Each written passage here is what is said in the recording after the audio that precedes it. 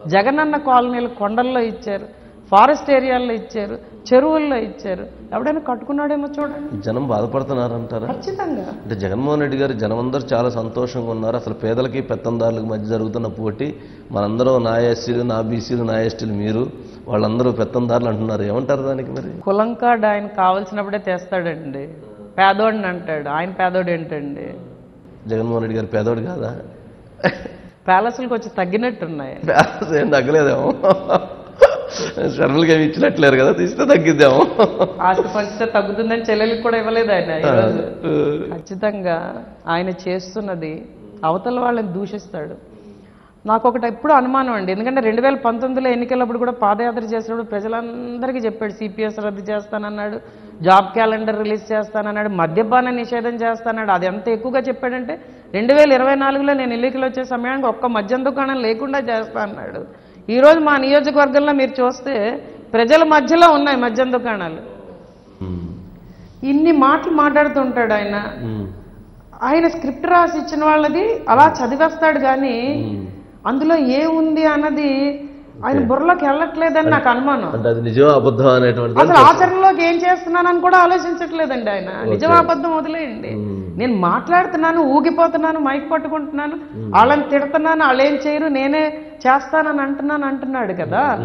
మరి అది ఆచరణలో అవ్వట్లేదు అన్న విషయం ఆయనకి ఎందుకు తెలియట్లేదు? మీడియా ముఖంగా ఆయన ఎందుకు వచ్చి మేము మాట్లాడట్లేదు? నేను ఏం చేశానని ఎప్పుడైనా చెప్పాడా? ఇప్పుడు ఆ సభల్లో చంద్రబాబు నాయుడు గారిని, పవన్ కళ్యాణ్ గారిని తిడతాడు. ఆయనకి ఇష్టం వచ్చిన మాటలన్నీ అంటాడు. నేను ఇది చేశాను ఈ ప్రాంతానికి అని ఎప్పుడైనా చెప్పాడా?